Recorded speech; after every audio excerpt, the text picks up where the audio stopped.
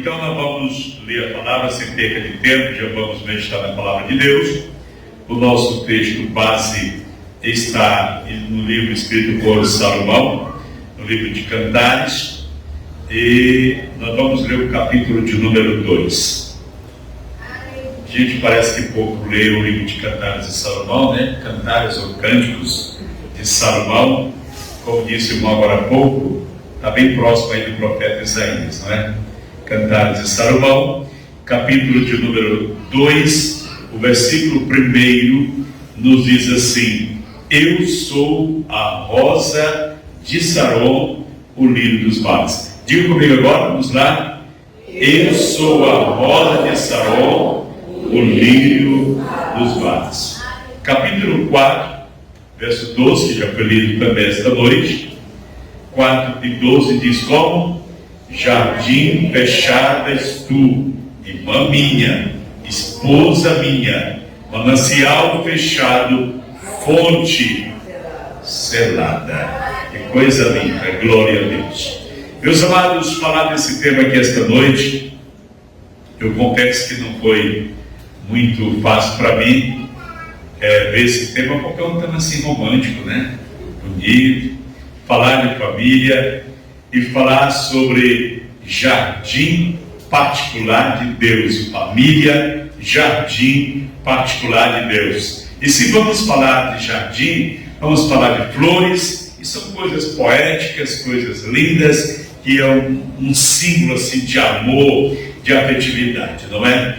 Mas vamos lá com esse nosso tema daqui desta noite: família, jardim particular de Deus. E este livro de Cantares de Salomão, ele foi escrito tendo como os personagens principais Salomão e a sua esposa chamada Sulamita.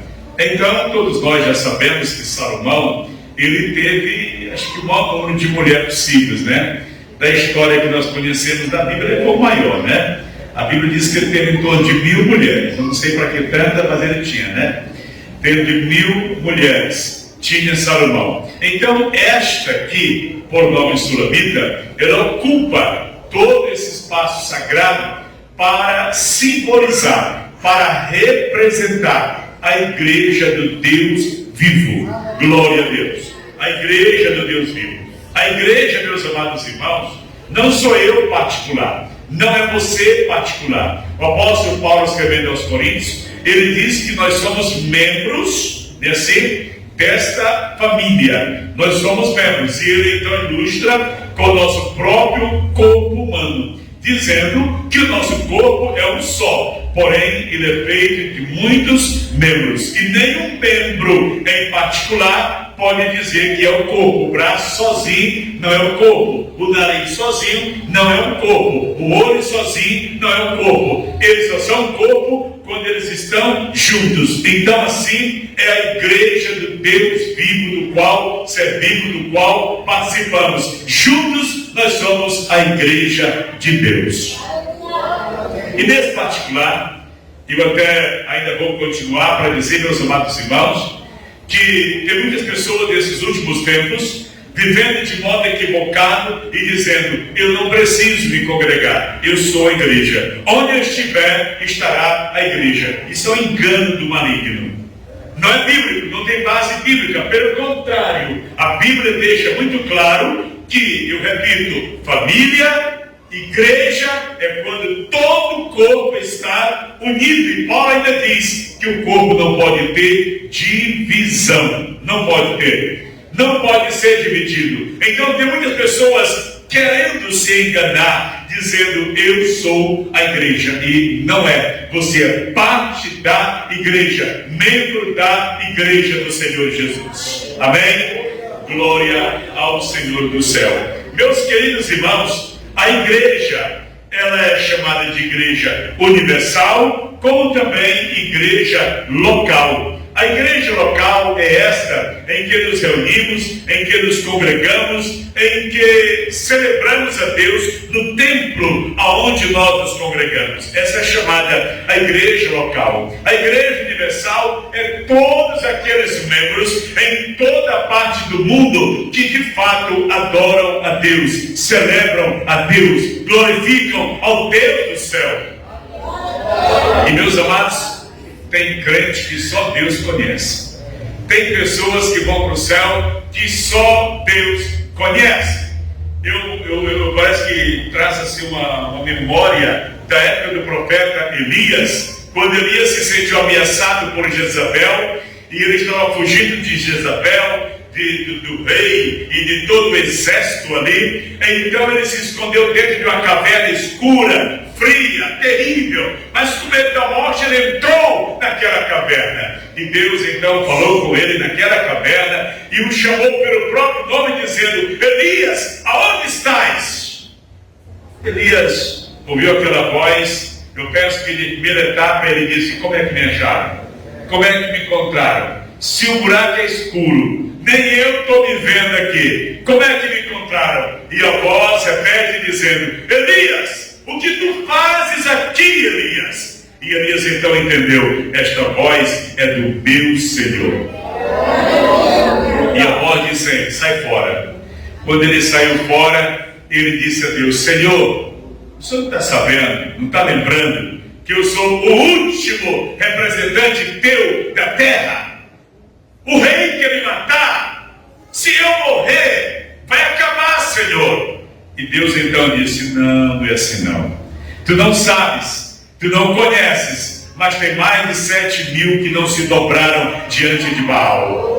Estes me servem, estes me adoram. E eu digo agora esse comparativo, que tem muito crente da atualidade que só Deus conhece, não é? Só Deus que sabe, mas deixa esse negócio com Deus. O importante é o compromisso com o céu. Glória a Jesus. E meus amados irmãos, este corpo maravilhoso que é a igreja, nós estamos lendo na palavra, e esta noite falando, ele é chamado de jardim particular, jardim fechado, selado, é o texto que nós lemos. Faz nos lembrar com o que diz o apóstolo Paulo na carta aos Efésios. Ele diz que nós somos selados pelo selo do Espírito Santo.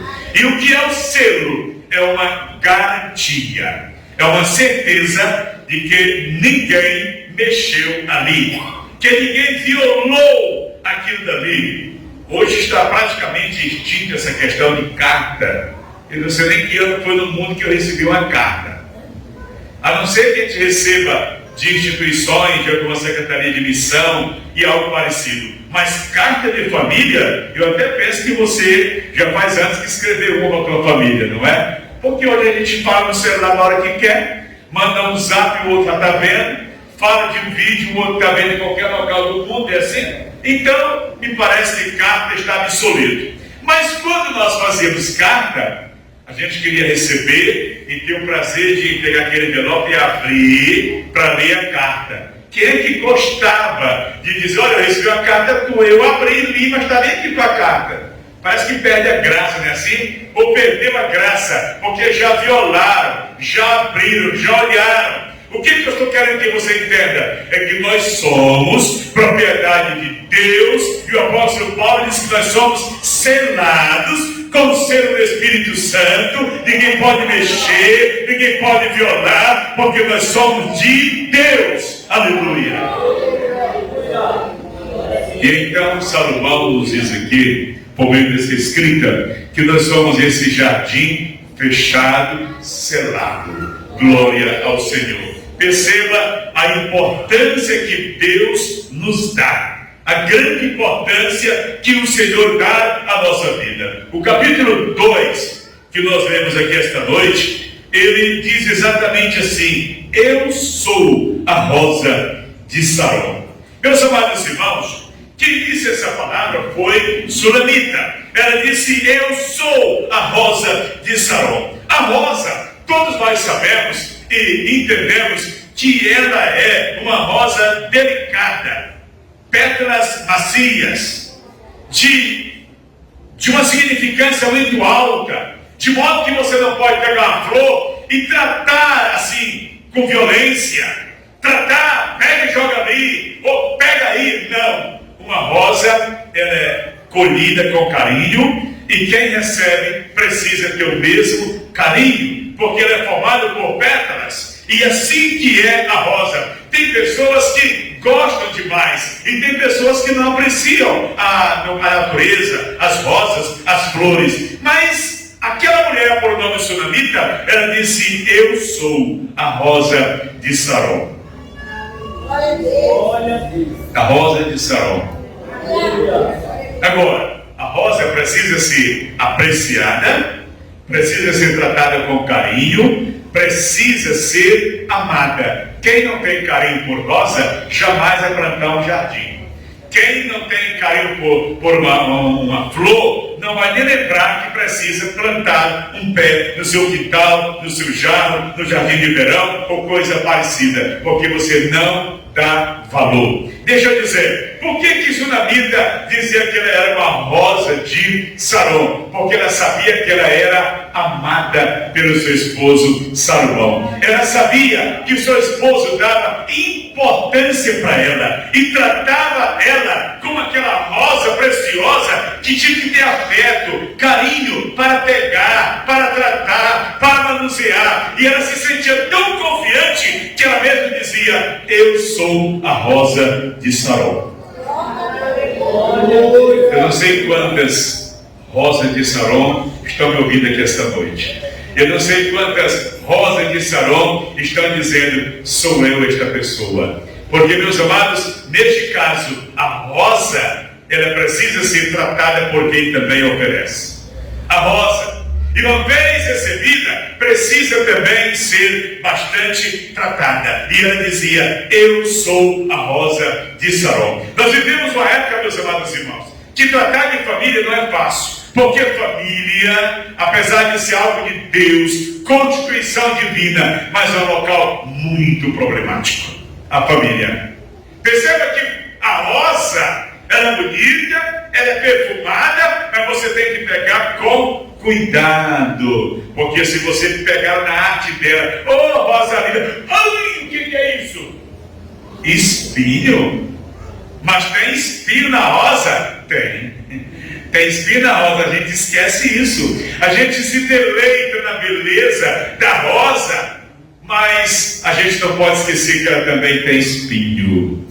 E os espinhos furam, machucam, maltratam. E tem muitas pessoas que às vezes estão também mais interessadas nos espinhos do que na beleza da rosa. Meus queridos, aonde tem esta rosa preciosa, tem que se ter um cuidado especial. Um cuidado especial.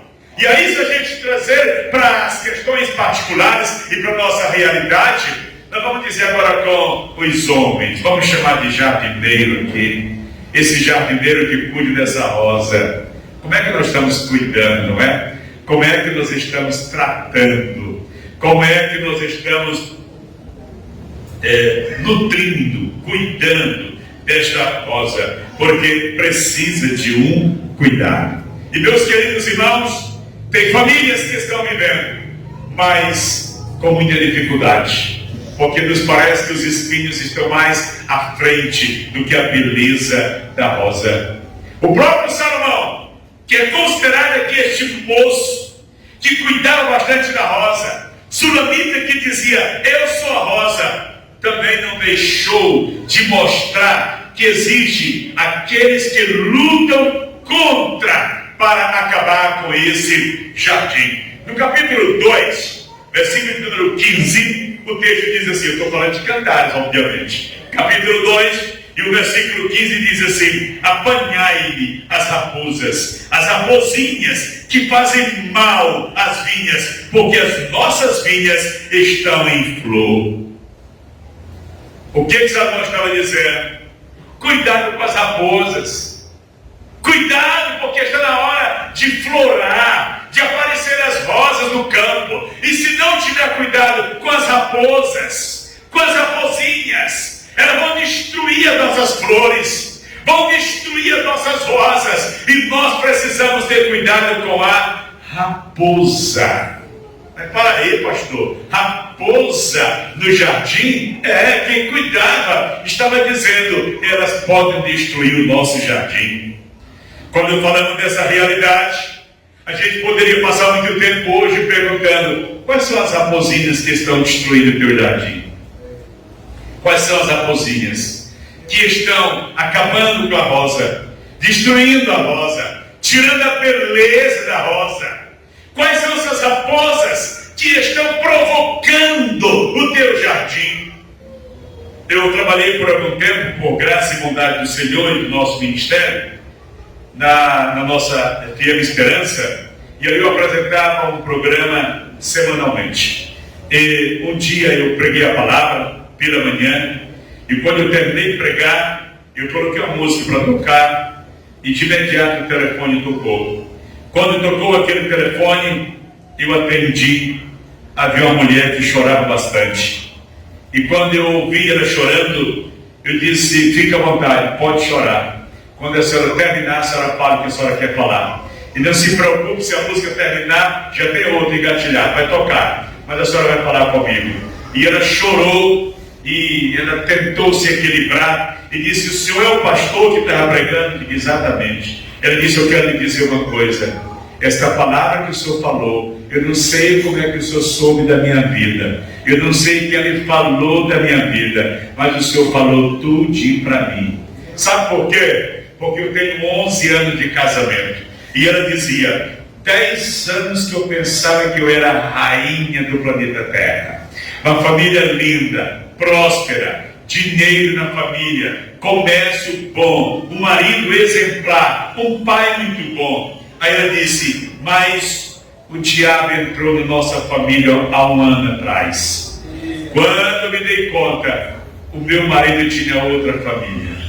E aí o inferno desabou em cima da minha casa, em cima da minha cabeça. Ela disse, pastor, eu já fiz de tudo para tentar resolver essa questão. E cada dia eu sofro mais. Cada dia fica pior. Cada dia eu estou sendo consumida por essa tristeza. Aquela mulher que se achava a rosa de Saron, ela não dizia o que eu estou falando agora, aquela que se achava a rosa de Saron, agora é só o talo junto com o espinho, provocando demais, sendo provocada.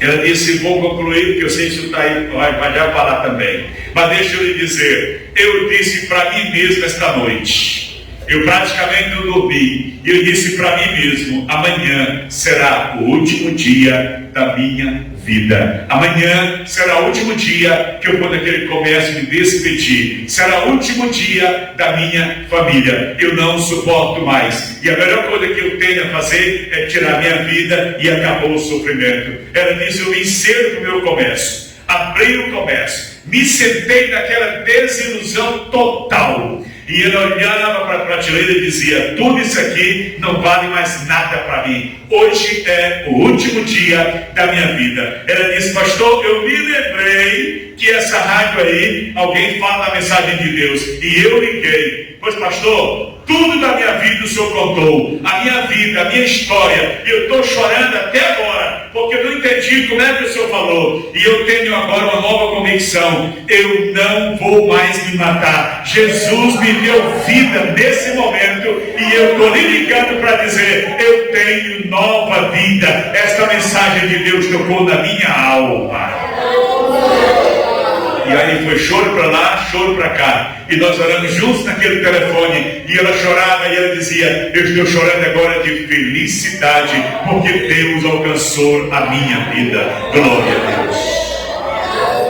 Uma rosa destruída. Um jardim que as raposas entraram e tentaram acabar, destruir aquela família, acabar com aquela família. Meus amados irmãos, precisamos ter bastante cuidado com as raposas que vêm tentar destruir esse belo jardim. Quantas famílias vivendo bem, vivendo de modo afetuoso, carinhoso, mas se não vigiar, as raposinhas vão entrando e vão minando essa felicidade. foi acabando com este amor, com este carinho que se tinha com a rosa outrora. E como eu disse, de repente acabam-se as pétalas, acaba-se a beleza e fica só mesmo os espinhos, somente os espinhos. Mas eu estou falando para alguém esta noite que vive esta alegria do céu. Família Jardim Particular de Deus. Aleluia, glória a Jesus. Meus queridos, precisamos entender que o bom jardineiro, que é o nosso Deus, ele aqui e acolá precisa podar o nosso jardim. Sim ou não? Nos parece tão doído, não é? Quando você vê aquele seu jarro bonito, aquele seu jardim bonito, mas as árvores estão crescendo demais, e você procura um jardineiro para podar, e nos parece que aquele homem não tem misericórdia, porque ele traz um alicate deste tamanho, uma tesourona, e é metendo, tchau, tchau. Jesus não está nem olhar para não chorar. Mas por quê? Porque ele vai podar, e a poda dói. Às vezes alguém não quer olhar, porque pensa que vai ser destruída, acabada. Não, é uma necessidade para poder crescer melhor, frutificar melhor. Na hora da poda, a gente chora, dói de um lado, dói de outro. Deixa eu te dizer, quando o verdadeiro jardineiro, o dono desse jardim chegar, suporte, porque ele está trabalhando para melhorar a tua vida, melhorar o teu jardim, melhorar a tua casa. Segura firme, porque Deus é contigo. O que não pode ter são raposinhas no teu jardim, mas o bom jardineiro, ele está presente. Aleluia. Evangelho de João, capítulo 15.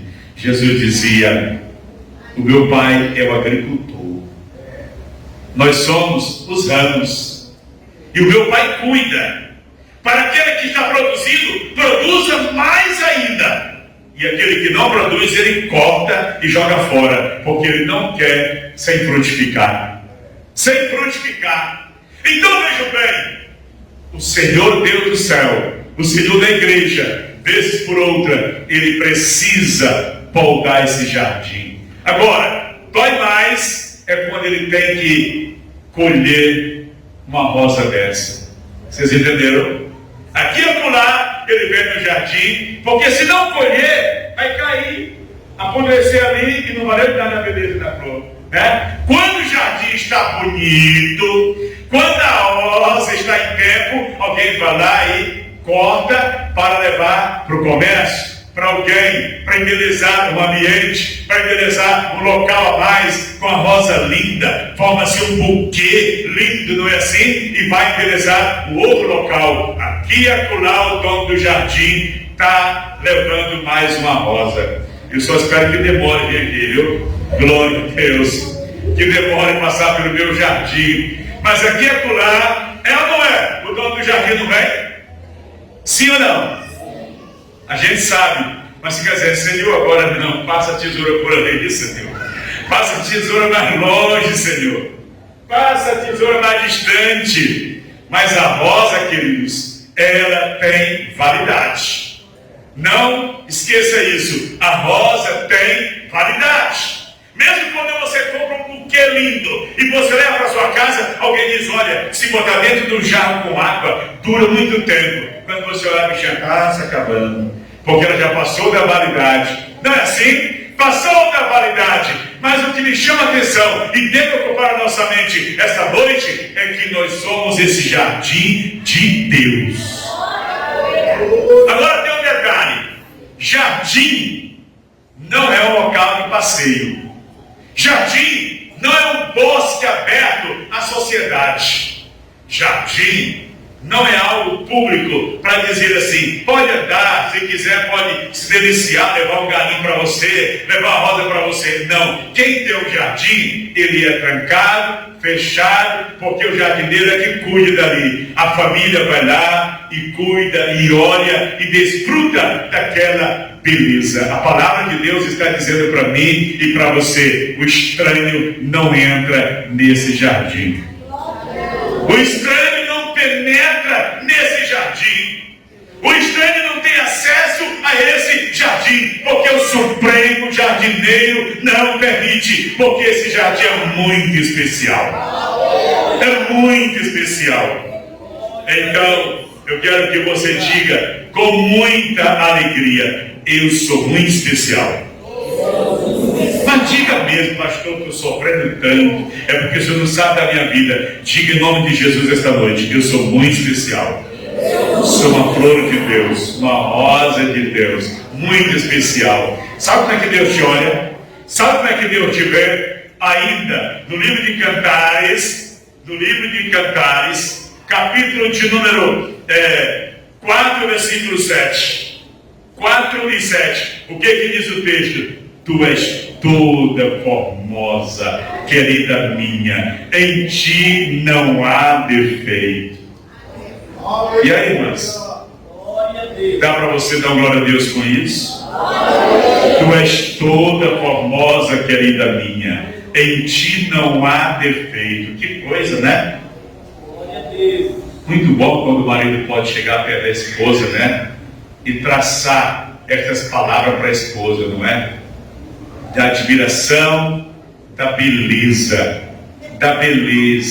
Eu vejo muitas mulheres que dizem assim: eu faço uma coisa, meu marido não vê. Vou no salão, ele não vê. Eu boto uma sandália diferente, ele não vê. Eu boto uma roupa diferente, parece que não vê a diferença. Salomão está dizendo: tu és formosa, linda, tu não tens defeito algum.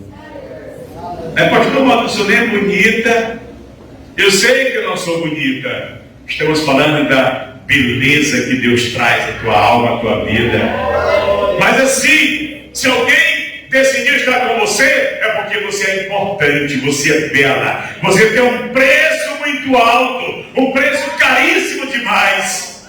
O apóstolo Paulo, ele dizia: glorificai, pois, a Deus no vosso corpo, porque por bom preço fostes comprados. Aleluia! Você tem um valor imensurável. Você tem um valor grande demais. Glória a Deus, glória ao Senhor. Mas a mesma sulamita que dizia exatamente esta palavra, dizendo exatamente: eu sou a rosa de Saron, é a mesma que disse: eu sou o lírio dos vales. Duas coisas importantes. O lírio.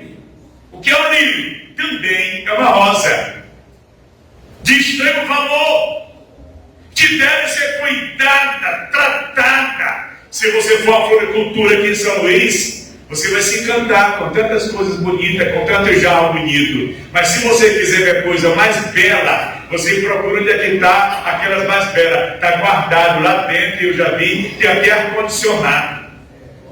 É tratado ar-condicionado. Se alguém aqui já foi, sabe disso.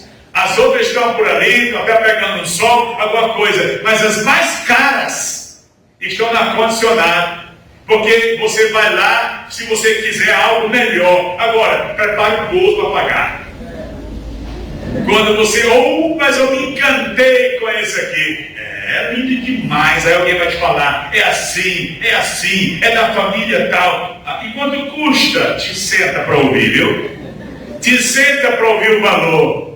Sabe por quê? Porque aquilo que é belo tem um grande valor. Entenda isso. Nós estamos falando da sua vida, da nossa vida como igreja. O valor é tão alto, queridos, que o apóstolo dizia: glorificai, pois, a Deus no vosso corpo, porque vocês foram comprados por um preço muito alto. Alto demais. Todos nós sabemos o preço foi o sangue de Jesus sobre nossa vida. E o próprio Senhor Jesus, para nos dar a dimensão desse valor, ele disse assim: o que adianta o homem ganhar o mundo inteiro e se perder a sua alma? O que ele ganhou com isso? Ganhar milhões, ganhar bilhões na vida. E se ele perder a alma dele, que vantagem ele fez na vida? Aí Jesus estava dizendo que os milhões, bilhões, trilhões da vida não pagam uma única alma para chegar no céu. Só quem paga é o sangue de Jesus. E você já tem esse passaporte, você já tem essa garantia. Por isso está o teu valor. Glória a Deus. Irmãos, E esse jardim, ele tem tanto valor, que o dono desse jardim, ele disse, o profeta Zacarias registrou isso, quando Zacarias disse assim: aquele que tocar em vós, toca na menina do seu olho. E assim? Quantos já leram aqui? Alguém já leu esse texto? Alguém já leu? Quem tocar em você, está tocando no olho de Deus. Tu já pensou o que é isso? Alguém chegar e enfiar o dedo no teu olho? Pode ver que, geralmente, quando a gente vê que o perigo vem e vai bater na gente, a gente faz o quê? A gente protege a cara depressa, não é? Ou seja, bate aí, bate nas costas, bate nas pernas, mas não bate na cara, não. A gente procura proteger a cara, a visão. E Deus nos dá tanto valor que Ele diz assim: se alguém tocar em você, está tocando no meu olho. E ninguém quer ser tocado no olho. Ninguém vai suportar alguém chegar com um palitinho daquele que vocês parem o dente. Para aí, gente, esse esquina no teu olho. Você ia deixar? Eu não deixo. Porque o nosso olho é sensível. Deus está dizendo: você é caro demais. Você tem um valor muito grande para mim. Quem tocar em você está tocando em mim. O próprio Jesus também disse: quem tocar em algum desses meus pequeninos está tocando em mim. Não mexa com o povo de Deus, porque esse povo tem um alto valor. Jardim de Deus fechado, selado pelo Senhor. Glória a Jesus. Mas no capítulo 4, versículo 12, que nós lemos, Salomão já dizia: jardim fechado és tu, minha irmã, noiva minha, amada minha. Tu és um jardim fechado. Quando eu leio aqui em Provérbios, que também foi escrito por Salomão, está bem um pouquinho atrás aí onde nós estamos lendo, Provérbios capítulo 5, me dê a memória desse texto, para fazermos aqui uma conexão. Provérbios capítulo 5, a partir do versículo 15, o texto diz assim: bebe a água da tua cisterna e das correntes do teu poço. Derramar-se-iam por fora as tuas fontes, e pelas ruas os ribeiros de águas. Sejam para ti só, e não para os estranhos contigo. Seja bendito o teu manancial, e alegra-te com a mulher da tua mocidade, como serva amorosa e gazela graciosa. Sacie-te os seus seios em todo o tempo, e pelo seu amor ser atraído perpetuamente. E por que, filho meu, andarias atraído pela estranha e abraçarias o seio da estrangeira? Porque os caminhos do homem estão perante os olhos do Senhor, e Ele aplana todas as suas carreiras. Olha para cá. Salomão estava dizendo: meu filho, Deus te deu um jardim totalmente particular. Ele te deu uma rosa de Saron, o lírio dos vales. Por que você ainda vai olhar para o campo alheio? Por que ainda você vai desejar o campo alheio? Veja só, isso aí é para você só. Não é para estrangeiro contigo. Não é para alguém se compartilhar contigo. Não, esse jardim é fechado. É fechado. Ninguém penetra, ninguém toca. E ele diz mais: por que tu ainda gostarias de abraçar as prostitutas lá fora? Não, Deus já te deu. Traduzindo, Deus deu você, irmã, para o seu marido, único, só. Meu irmão, Deus te deu esta mulher para ser única na tua vida. Te delicia com ela, te delicia com ele, te alegra, porque este é o que Deus te deu. Seja feliz com aquilo que Deus te deu, porque Deus é maravilhoso. Aqui, Salomão está dizendo: tu és um jardim fechado, trancado, não é para ninguém, é só para nós. Não é assim? Que beleza, não é? Que maravilha. Mas infelizmente a vida humana é passível de erros. O próprio Salomão, que escreveu com tanta propriedade essas coisas, a Bíblia diz que ele foi vencido. Não foi assim, pastor? Foi vencido. Por quê? Por causa das muitas mulheres que lhe levaram por caminhos errados. Me levaram por caminhos da idolatria.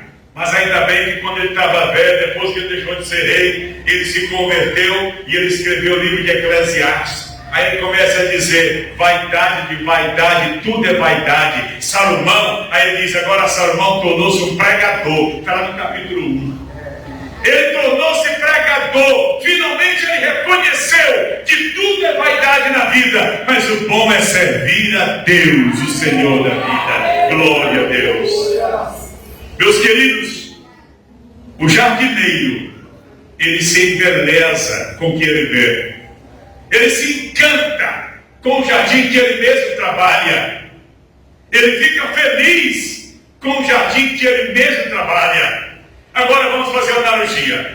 Jesus um dia ele contou uma parábola dizendo: um certo moço comprou um local, plantou uma vinha, e ele colocou um viticultor, vamos dizer um jardineiro, para cuidar. E ele não morava naquele local. Passou o primeiro ano e ele disse: eu vou olhar como é que está lá. Eu vou olhar porque eu nunca fui lá olhar. Quando ele chegou, ele entrou e ele ficou encantado com a beleza das flores, das rosas, dos frutos que ali tinha. E ele viu um pé de árvore bonito, bem frondoso, e ele olhou, mexeu e disse: engraçado, é tão bonito, mas não tem fruto. É que talvez não seja a época. E ele se contentou e foi embora. Ele passou mais um ano servindo naquele jardim. No segundo ano ele veio olhar a delícia do jardim, a beleza do jardim, mas ele foi outra vez naquela mesma árvore. E para a tristeza dele, ele viu que estava do mesmo jeito. Do mesmo jeito. Ele retornou uma terceira vez.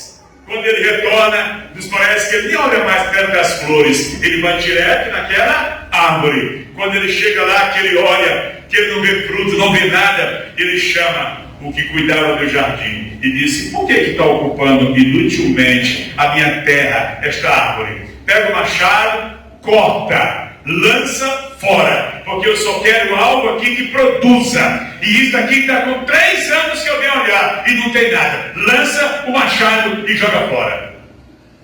Aí entra a intercessão.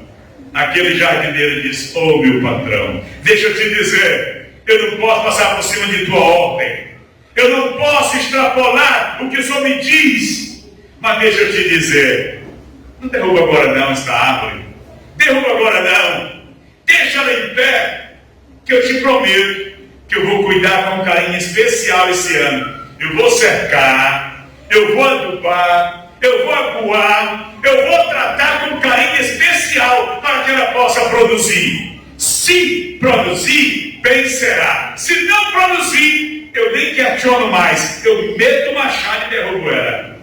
E aí o dono da vinha disse: bom está, então deixa aí. Ele não derrubou, ele concordou em mais um ano. O que tem a ver isso com a igreja do Deus vivo? É que tem muita gente que faz parte do jardim, mas não dá fruto, não prospera. E Deus está dizendo para o Espírito Santo: por que ela não produz? Por que ela não produz? Qual a beleza que está trazendo para esse jardim? E o Espírito Santo está dizendo: eu estou cuidando, eu estou tratando, eu estou cercando para não entrar as raposinhas, para não entrar os que danificam, o estrangeiro. Eu estou cercando, eu estou cuidando, eu estou zelando. Deixa que vai produzir, vai dar fruto, vai frutificar. Glória ao Senhor do céu. Como é que está o nosso jardim? Como é que está o nosso jardim? Glória a Deus. Meus amados irmãos, Deus está olhando o nosso jardim. É Ele que cuida. Mas quando tem algo ou algum, digamos assim, árvore, um pé de rosa, que não produz, que não cresce, que não desenvolve, o próprio Jesus disse que o Pai já está com o machado posto, sim ou não? Não é assim? Mas ainda bem que o Espírito Santo intercede por nós, conforme Romanos capítulo 8, ele intercede e ele está dizendo: deixa mais um pouco, que eu vou cuidar, vou zelar, vou aguar, vou adubar e vamos deixar crescer mais e prosperar. Aleluia! Querida igreja, mais do que nunca, nós temos convicção, nós somos um povo especial de Deus. A minha família, a tua família é bênção de Deus. para aí, pastor. A minha família, porque o senhor não conhece, dá tanto problema, tanta dificuldade na nossa casa. É uma guerra, é uma batalha. Os meus filhos é um problema. Mas deixa eu te dizer, Deus não dá nada ruim para mim e para ti. Sim ou não? Deus não dá nada, eu repito. Tudo que Deus nos dá é bom. Tudo que Deus nos dá é bom. E Deus não deu filhos para perdição. Eu estou falando, e eu vou concluir já esta palavra. Mas Isaías capítulo 65, versículo 23, diz assim: não trabalharão em vão, nem terão filhos para perturbação, porque são a semente dos benditos do Senhor e os seus descendentes com eles. Deixa eu te dizer, tu não tens trabalhado em vão.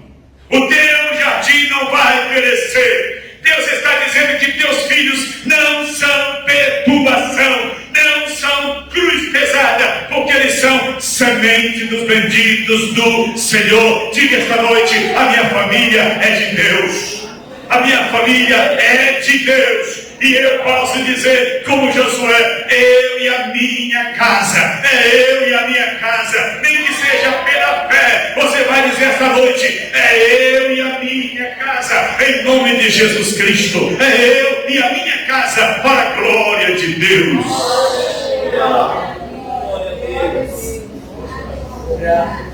Glória a Deus. Fique de pé comigo. Vamos mais uma vez interceder por nossa casa diante de Deus. A gente ora pela casa, mas eu quero que você seja mais específico esta noite. Ao orar, se você é casada, minha irmã, abençoa o teu marido, diga para Deus o nome dele. E o homem também faz o nome da esposa, diga para Deus o nome de seus filhos. Abençoe eles agora, presentes aqui ou não. Abençoe eles agora em nome de Jesus.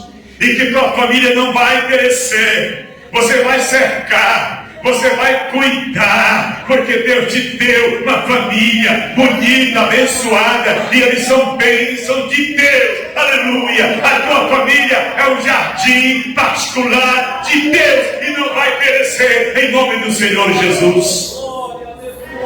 Querido Deus e nosso Pai, Senhor amado e santo, a família, Senhor, é um projeto teu.